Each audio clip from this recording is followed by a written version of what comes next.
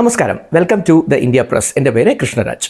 എല്ലാ ദിവസവും ഞാൻ ഈ ചാനലിലൂടെ വീഡിയോസ് ഷെയർ ചെയ്യുന്നുണ്ട്. അത് എല്ലാം കരിയർ റിലേറ്റഡ് അല്ലെങ്കിൽ എഡ്യൂക്കേഷൻ റിലേറ്റഡ് ആണ്. ഇന്ന് career related and education related ആയിട്ടുള്ള വീഡിയോ തന്നെയാണ് ഞാൻ ചെയ്യുന്നത്. പക്ഷേ ഇതിനു വേണ്ടി ഞാൻ ഉപയോഗിക്കുന്നത് മറ്റൊരു വാർത്ത. ഈ കഴിഞ്ഞ ആഴ്ച അല്ലെങ്കിൽ കഴിഞ്ഞ ഒരാഴ്ചയായി മലയാളം മാധ്യമങ്ങളിൽ നിറഞ്ഞു നിൽക്കുന്ന ഒരു വാർത്ത. ആ വാർത്തയിൽ നിന്നും കേട്ട വിചിത്രമായ ഒരു ഫൈൻഡിങ്, ഇന്നലെയും ഇന്നുമൊക്കെയായി ഞാൻ കണ്ട വിചിത്രമായൊരു ഫൈൻഡിങ്. ആ ഫൈൻഡിങ് നിങ്ങളിലേക്ക് ഒരു തൊഴിലന്വേഷകൻ അല്ലെങ്കിൽ തൊഴിലന്വേഷക അല്ലെങ്കിൽ ജീവിതത്തിൽ കരിയറിലൊക്കെ മുന്നേറാൻ ആഗ്രഹിക്കുന്ന ഒരാൾ എന്നുള്ള നിലയിൽ അത് എങ്ങനെ നമുക്ക് പോസിറ്റീവായിട്ട് ഉപയോഗിക്കാവുന്ന ആ വാർത്തയിലെ ഒരു എലമെൻറ്റ്, അതായിരിക്കും ഞാൻ ഇന്ന് ഈ വീഡിയോയിലൂടെ നിങ്ങളുമായിട്ട് ഷെയർ ചെയ്യുന്നത്. ആ വാർത്ത മറ്റൊന്നുമല്ല, നെയ്യാറ്റിൻകരയിൽ 2 വർഷങ്ങൾക്ക് മുമ്പ് നടന്ന ഒരു മനുഷ്യൻ്റെ മനസ്സാക്ഷിയെ മരവിപ്പിക്കുന്ന ഒരു കൊലപാതകം. അതിൻ്റെ വിചാരണ പിന്നീട് നടന്നു. അതിൻ്റെ ശേഷമുള്ള വിധി പ്രസ്താവം കഴിഞ്ഞ ആഴ്ചയാണ് നെയ്യാറ്റിൻകര സെഷൻസ് കോടതിയിൽ നിന്നും ഉണ്ടായത്. അപ്പോൾ അതുമെല്ലാമായി ബന്ധപ്പെട്ട് ആ വാർത്തകൾ മാധ്യമങ്ങൾ ഡിസ്കസ് ചെയ്യുന്നതുമായി ബന്ധപ്പെട്ട് ഒരു വളരെ ഇമ്പോർട്ടൻ്റ് ഇൻസൈറ്റ്, നിങ്ങളുടെ മനസ്സിൽ തറഞ്ഞിരിക്കേണ്ട ഒരു ഇൻസൈറ്റാണ് ഞാൻ ഈ വീഡിയോയിലൂടെ പങ്കുവയ്ക്കുന്നത്. Once again welcome back to this channel.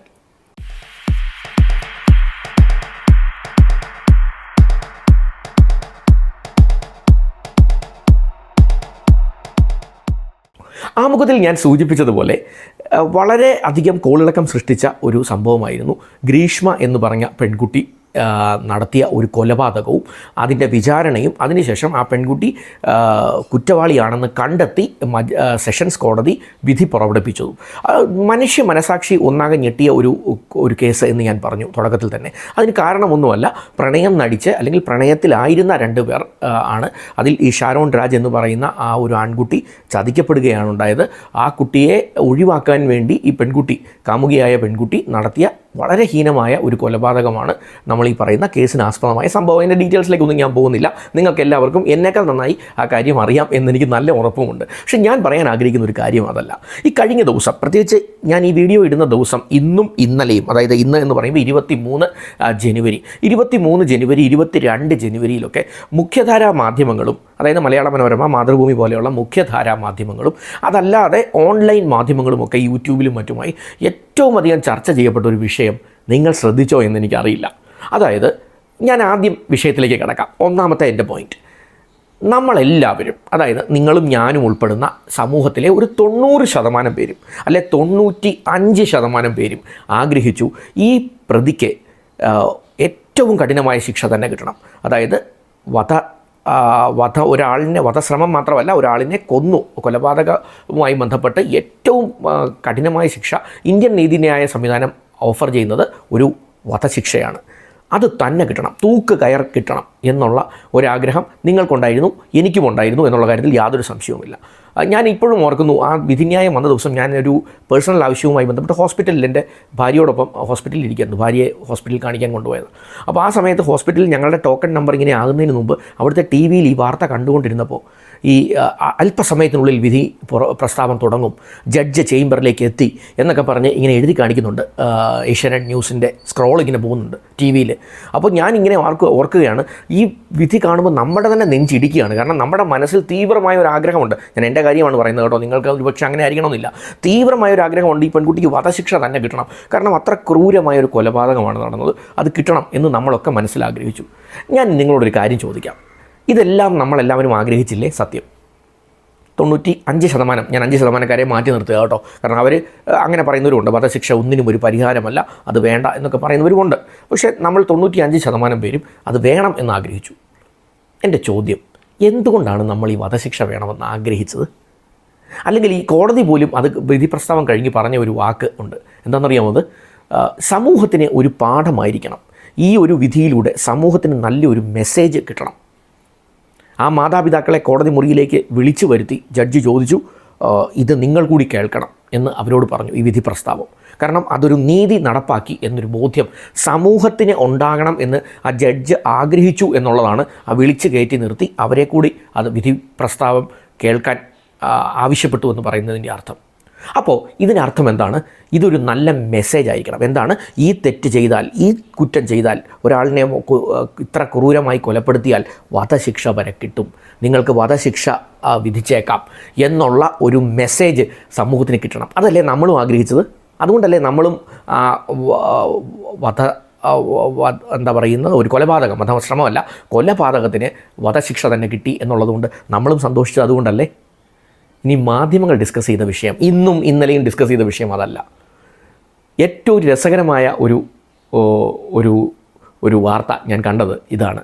Greeshma എന്ന് പറഞ്ഞ ഈ പറഞ്ഞ കൊലപാതകി, ഈ വിധി പറഞ്ഞ സ്ഥിതിക്ക് ഇനി കൊലപാതകി എന്ന് തന്നെ പറയാം, മുൻപ് കുറ്റാരോപിത എന്നേ പറയൂ, ഇപ്പോൾ കൊലപാതകിയാണ്. ഈ കൊലപാതകിക്ക് യാതൊരു കുറ്റബോധവും ഇല്ല. വധശിക്ഷ നമുക്ക് വിധിക്കാൻ പറ്റും, പക്ഷേ ഒരാൾക്ക് കുറ്റബോധം ഉണ്ടാകണമെന്ന് നമുക്ക് വിധിക്കാൻ പറ്റുമോ? ഒരാൾക്ക് വിഷമം ഉണ്ടാകണമെന്ന് നമുക്ക് വിധിക്കാൻ പറ്റുമോ?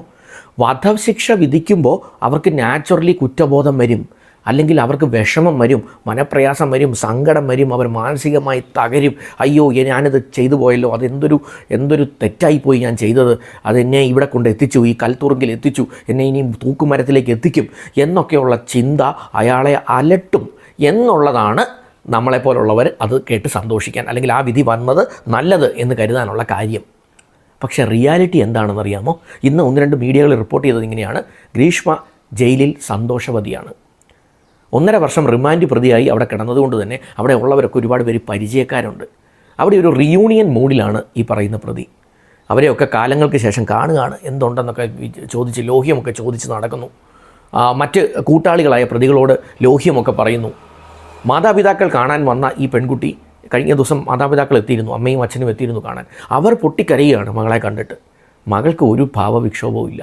അവർ തിരിച്ചു പോയ ശേഷം ഒന്നും സംഭവിക്കാത്തതുപോലെ ചിരിച്ച് കളിച്ച് നമ്മളുടെ ഗ്രീഷ്മ തിരിച്ച് ജയിലിലെത്തിയെന്നൊക്കെ പല മാധ്യമങ്ങളും റിപ്പോർട്ട് ചെയ്തു. ജയിലിലെ ഉദ്യോഗസ്ഥരെ കോട്ട് ചെയ്തുകൊണ്ടാണ് അവർ റിപ്പോർട്ട് ചെയ്തത്.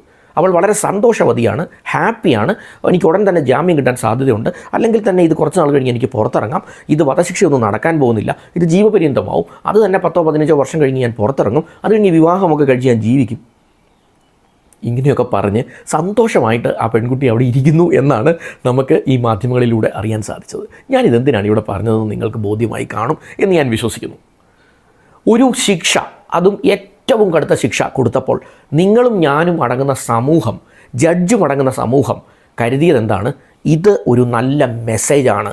ഈ ഒരു മെസ്സേജ് ആ പെൺകുട്ടിയെ നല്ല രീതിയിൽ മാനസികമായി ഉലയ്ക്കും.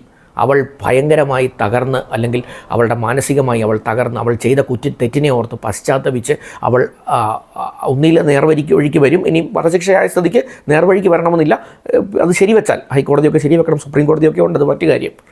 എങ്കിലും അതൊരു വലിയ മെസ്സേജായിരിക്കും. അവൾ അതുകൊണ്ട് തകരും ഇമോഷണലി. ആ ചെയ്ത കുറ്റത്തിൻ്റെ പശ്ചാത്താപം അവളിൽ ഉണ്ടാക്കും എന്നൊക്കെയാണ് നിങ്ങളും ഞാനും ഇത് പ്രസ്താവിച്ച ജഡ്ജും അടങ്ങുന്ന സമൂഹം കരുതിയത്. പക്ഷേ റിയാലിറ്റി എന്താണെന്ന് ചോദിച്ചു കഴിഞ്ഞാൽ അവൾക്കൊരു കൂസലുമില്ല എന്ന് ജയിൽ അധികൃതർ പറയുന്നു. ഇത് മാധ്യമങ്ങൾ റിപ്പോർട്ട് ചെയ്യുന്ന ഒരു വിഷമത്തോടെയാണ്.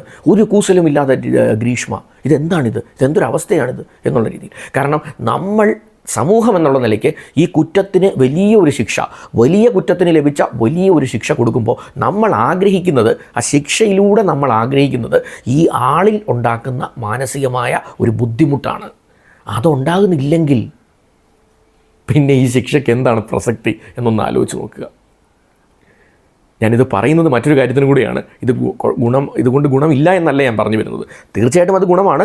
അറ്റ്ലീസ്റ്റ് സമൂഹത്തിനൊരു സേഫ്റ്റിയാണ്. ഇങ്ങനെ ഒരാൾ പുറത്തോട്ട് ഇറങ്ങി നടന്നാൽ അത് സമൂഹത്തിനൊരു അപകടമാണ്. അതുകൊണ്ട് അവൾക്ക്, ഈ പ്രതിക്ക് കുറ്റബോധമുണ്ടോ ഇല്ലയോ എന്നുള്ളത് നമ്മളെ സംബന്ധിച്ച വിഷയമല്ല എന്നുള്ളത് രണ്ടാമത്തെ കാര്യം. പക്ഷേ പ്രൈമറിലി നമ്മൾ ആഗ്രഹിച്ച ഒരു കാര്യം, അവൾ ഈ ശിക്ഷ കേട്ട് അവൾ തകരുന്നു എന്നുള്ളതിലുള്ള ഓർത്തുള്ള സന്തോഷമാണ് സമൂഹത്തിനും അധികാര കേന്ദ്രങ്ങൾക്കുമുള്ളത്. പക്ഷേ അത് ഉണ്ടാകുന്നില്ല എന്നുള്ളത് വളരെ ശ്രദ്ധിക്കേണ്ട ഒരു കാര്യമാണ്. രണ്ടാമതൊരു കാര്യം കൂടെ പറയാം. ഈ 1-2 മീഡിയകൾ റിപ്പോർട്ട് ചെയ്തതിൽ ഇങ്ങനെയും കൂടെ ഉണ്ട്. കഴിഞ്ഞ 1.5 വർഷം ജയിലിൽ കിടന്ന സമയത്ത് അവിടെ നടക്കുന്ന ആഘോഷ പരിപാടികളൊക്കെ ജയിലിൽ നടക്കും. ഓണത്തിനും ക്രിസ്മസിനും അല്ലെങ്കിൽ പ്രത്യേക ദിവസങ്ങളിലുമൊക്കെ ആഘോഷങ്ങളൊക്കെ നടക്കും. അപ്പോൾ ഒരു പ്രധാന ഐറ്റം ഗ്രീഷ്മയുടെ ഡാൻസ് പരിപാടിയൊക്കെ ആയിരുന്നു. അപ്പോൾ അതൊക്കെ പ്രിപ്പയർ ചെയ്യുകയും സ്വയം ഡാൻസ് പെർഫോമൻസ് ചെയ്യുകയും കൂടെയുള്ള സഹതടവുകാരെയൊക്കെ അതിനുവേണ്ടി പ്രിപ്പയർ ചെയ്ത് റിഹേഴ്സലും ഒക്കെ ചെയ്ത് അത് അവതരിപ്പിക്കുകയൊക്കെ ചെയ്ത് വളരെ സന്തോഷകരമായൊരു ജീവിതം ലീഡ് ചെയ്യാനുള്ള തയ്യാറെടുപ്പിലാണ് നമ്മൾ ഈ പറയുന്ന ഗ്രീഷ്മ. ഞാനിത് ഇവിടെ പറയാൻ കാരണം, നമ്മൾക്ക് ഒരു വിഷമമുണ്ടാകണോ, നമ്മൾക്കൊരു തകർച്ച ഉണ്ടാകണോ, മാനസികമായി നമ്മൾ തകർന്നടിയണോ എന്നുള്ള തീരുമാനമെടുക്കാൻ ഒറ്റയാൾക്കേ അധികാരമുള്ളൂ, നമ്മൾക്ക് മാത്രം. ഒരു അധികാര കേന്ദ്രങ്ങൾക്കും ഒരു നീതിബോധത്തിനും ഒരു തരത്തിലുള്ള സംവിധാനങ്ങൾക്കും നമ്മളുടെ മനസ്സ് എങ്ങനെ പ്രവർത്തിക്കണമെന്ന് തീരുമാനമെടുക്കാനുള്ള അവകാശമില്ല, അല്ലെങ്കിൽ അതിനുള്ള സ്വാതന്ത്ര്യമില്ല, അതിനുള്ള അധികാരവുമില്ല. നിങ്ങൾക്ക് സന്തോഷവാനായിട്ടിരിക്കണമെങ്കിൽ, നിങ്ങൾ പോസിറ്റീവ് മൈൻഡോട് കൂടി ഇരിക്കണമെങ്കിൽ നിങ്ങൾ മാത്രം തീരുമാനിച്ചാൽ മതി. ഈ ലോകം മുഴുവൻ നിങ്ങൾക്കെതിരായാലും, ഇപ്പം നമ്മൾ ഈ പറഞ്ഞ കേസിലാണെങ്കിൽ നിങ്ങൾക്കൊരു വധശിക്ഷ ആരെങ്കിലും വിധിച്ചാൽ പോലും നിങ്ങൾ ഹാപ്പി ആയിട്ടിരിക്കാൻ തീരുമാനിച്ചാൽ എന്ത് ചെയ്യാൻ സാധിക്കും? ഇപ്പം ഞാൻ ഈ വാർത്തകൾ കണ്ടപ്പോൾ എനിക്ക് തോന്നിയത് അങ്ങനെ തന്നെയാണ്. ഗ്രീഷ്മ സന്തോഷവതി, ചിരിച്ചു കളിച്ച് നടക്കുന്നു. എന്ത് ചെയ്യാൻ സാധിക്കും? വധശിക്ഷ എന്ന് പറയുന്ന ഒരു മനുഷ്യന് കൊടുക്കാവുന്ന ഏറ്റവും വലിയ ഒരു ജഡ്ജ്മെൻറ്റിലൂടെ കൊടുക്കാൻ പറ്റുന്ന ശിക്ഷയാണ്. അത് വായിച്ച് കേൾപ്പിച്ച് അനൗൺസ് ചെയ്ത് ജഡ്ജ് പേനയുടെ മുനെ ഓടിച്ചിട്ടാണ് ആ ചേംബറിലേക്ക് ഇറങ്ങിപ്പോയത് സീറ്റിൽ നിന്ന്. മാധ്യമങ്ങൾ അങ്ങനെയാണ് റിപ്പോർട്ട് ചെയ്തത്. കാരണം ആ പേന ഉപയോഗിച്ച് ഇനി എന്തെങ്കിലും ഒരു കാര്യം കൂടി എഴുതാൻ പാടില്ല. കാരണം ഒരാളുടെ ജീവൻ എടുക്കാനെടുത്ത തീരുമാനം അത്രയ്ക്ക് സെൻസിറ്റീവായിട്ടാണ് നീതിപീഠം പോലും അതിനെ കൈകാര്യം ചെയ്യുന്നത്. അങ്ങനെയുള്ളൊരു ശിക്ഷ വായിച്ച് കേൾപ്പിച്ച വ്യക്തി ചിരിച്ച് കളിച്ച് നടക്കുന്നെങ്കിൽ നമുക്ക് എന്ത് ചെയ്യാൻ പറ്റും? കോടതിക്ക് വിധിക്കാൻ പറ്റുമോ? നീ ഇനി ചിരിക്കരുത്, നീ സങ്കടപ്പെടണം, നിനക്ക് സങ്കടമാണ് നിനക്ക് നീ ഉള്ളത് വേണ്ടത്, നിനക്ക് കുറ്റബോധം ഉണ്ടാകണം. വിധിക്കാൻ പറ്റില്ല. വധശിക്ഷ വിധിക്കാം, കുറ്റബോധം വിധിക്കാൻ പറ്റില്ല. വധശിക്ഷ വിധിക്കാം, സങ്കടം വിധിക്കാൻ പറ്റില്ല. സങ്കടം വേണോ വേണ്ടയോ എന്നുള്ളത് നമ്മളുടെ തീരുമാനമാണ്. നമ്മൾ സങ്കടപ്പെടാൻ തയ്യാറല്ല എങ്കിൽ വധശിക്ഷ വിധിച്ചാലും ദർ ഇസ് നോ യൂസ്. ഒരു കാര്യം കൂടെ ഞാനിത് പറയാം, ഇത് കേൾക്കുമ്പോൾ നിങ്ങൾ ധരിക്കരുത് ഞാൻ ഈ വധശിക്ഷ വിധിച്ചുകൊണ്ട് ഗുണമുണ്ടായില്ല എന്നാണ് പറയുന്നത്. അല്ല, വധശിക്ഷ വിധിച്ചുകൊണ്ട് ഗുണമുണ്ട്. അറ്റ്ലീസ്റ്റ് അത് പിന്നീട് ജീവപര്യന്തമാക്കി മാറ്റിയാൽ പോലും പുറം ലോകം സുരക്ഷിതമാണ്. ബാക്കിയുള്ള ആൾക്കാർക്ക് ഇനി ഒരു ആൺകുട്ടി അല്ലെങ്കിൽ ഒരു പാവം മനുഷ്യൻ കൂടി അതിന് ബലിയാടാകില്ല. അത് ഒരു സമൂഹത്തിന് ഭീഷണിയുള്ള ഒരാളിനെ തടങ്കയിൽ പാർപ്പിക്കുക എന്നുള്ളത് നീതിബോധമാണ്. അല്ലെങ്കിൽ വധശിക്ഷ കൊടുക്കുക എന്നുള്ളത് എൻ്റെ ഒരു മനസ്സിൽ അത് നീതിബോധം തന്നെയാണ്. ഞാൻ പറഞ്ഞു വരുന്നത്, ഒരു ഇൻ്റർവ്യൂവിന് പോയാൽ അത് കിട്ടിയില്ലെങ്കിൽ സങ്കടപ്പെട്ടിരിക്കുന്നവരോടാണ്. 5 ഇൻ്റർവ്യൂ കഴിഞ്ഞിട്ടും കിട്ടാത്തപ്പോൾ ഇനി ഒരിക്കലും കിട്ടില്ല എന്നോർത്ത് നിരാശരാകുന്നവരോടാണ് ഞാനിത് പറയുന്നത്. ഈ ഒരു കാര്യത്തിൽ ഗ്രീഷ്മയിൽ നിന്നും ആ ഒരു പാഠം ഒന്ന് ഉൾക്കൊള്ളാൻ ശ്രമിക്കാം. എന്താണ്? ഏറ്റവും വലിയ ശിക്ഷ ലോകം എനിക്ക് വിധിച്ചോട്ടെ, പക്ഷെ ഞാൻ ഹാപ്പി ആയിട്ടിരിക്കാൻ തീരുമാനിച്ചാൽ, ഞാൻ ചിരിച്ചുകൊണ്ട് നടക്കാൻ തീരുമാനിച്ചാൽ മറ്റുള്ളവർക്ക് എന്ത് ചെയ്യാൻ പറ്റും? ആ ഒരു മനസ്ഥിതി നമുക്ക് വളർത്തിയെടുത്താൽ നമ്മളുടെ പ്രശ്നങ്ങളിൽ നിന്ന്, അല്ലെങ്കിൽ നമ്മളുടെ നെഗറ്റീവുകളിൽ നിന്ന്, നമ്മളുടെ മനസ്സ് തന്നെ ബ്രീഡ് ചെയ്തുണ്ടാക്കുന്ന നമ്മളെക്കുറിച്ചുള്ള സ്വയം പുച്ഛത്തിൽ നിന്ന് നമുക്ക് രക്ഷപ്പെടാൻ സാധിക്കും. 5 6 ഇൻ്റർവ്യൂ കഴിഞ്ഞ് കിട്ടിയില്ലെങ്കിലും 6ാമത്തെ ഇൻ്റർവ്യൂവിന് പോകുമ്പോഴും നല്ല വെൽ ഡ്രസ്ഡായി പുഞ്ചിരിച്ച മുഖത്തോടെ നല്ല ആത്മവിശ്വാസത്തോടെ ഇറങ്ങിത്തിരിക്കാൻ നമുക്ക് സാധിക്കട്ടെ. അപ്പോൾ ഈ ഒരു മെസ്സേജ്, ഈ ഒരു കാര്യത്തിൽ നിന്നും, ഇതിൻ്റെ നെഗറ്റീവ് ഒരു വശമുണ്ട്. ഞാൻ ഈ പറഞ്ഞ ഇത്രയും സമയം ഞാൻ സംസാരിച്ചതിന് ഒരു നെഗറ്റീവ് വശമുണ്ട്. ആ നെഗറ്റീവ് വശം എടുക്കാതെ ഞാൻ ആ പറഞ്ഞതിലെ പോസിറ്റീവ് വശം മാത്രം നിങ്ങൾക്ക് എടുക്കാൻ സാധിച്ചാൽ ഒരു പരിധി കൂടി സന്തോഷവാനായി എല്ലാ ദിവസവും നമുക്ക് ഉണർന്നെണീക്കാൻ സാധിക്കും. പ്രശ്നങ്ങൾ എല്ലാവരുടെയും ജീവിതത്തിൽ എല്ലാ ദിവസവും ഉണ്ടാവും. ഒരുപക്ഷെ വധശിക്ഷയ്ക്ക് വിധിക്കപ്പെട്ട് കിടക്കുന്ന ആളുടെ പിറ്റേ ദിവസത്തെ ഉണർന്നെണീക്കലിൻ്റെ അത്രയും വിഷമം ഉള്ള ഒരു ആളായിരിക്കില്ല നിങ്ങളോ ഞാനോ. പക്ഷേ നമുക്കെല്ലാം ചെറിയ ചെറിയ വിഷമങ്ങളുണ്ട്. അപ്പോൾ ഈ ചെറിയ ചെറിയ വിഷമങ്ങൾ ഓർത്ത് കരഞ്ഞ് കുമ്പിട്ടിരിക്കുന്ന സമയത്ത് നമ്മൾ ഓർക്കുക, നമ്മൾ തീരുമാനിച്ചെങ്കിൽ മാത്രമേ നമ്മളുടെ മനസ്സിനെ ഒരാൾക്ക് വിഷമിപ്പിക്കാൻ സാധിക്കൂ. അപ്പോൾ അത് നമ്മൾ അനുവദിക്കാത്തിടത്തോളം കാലം നമ്മൾക്ക് ഹാപ്പി ആയിട്ടിരിക്കാൻ സാധിക്കും, പോസിറ്റീവായിട്ടിരിക്കാൻ സാധിക്കും, ക്രിയേറ്റീവായിട്ട് നമുക്ക് വേണ്ടി തന്നെ കോൺട്രിബ്യൂട്ട് ചെയ്യാൻ സാധിക്കും. ഏറ്റവും ശോഭനമായ ഒരു ഭാവി, ഒരു ഫ്യൂച്ചർ ആശംസിക്കുന്നു. Wish you all the best.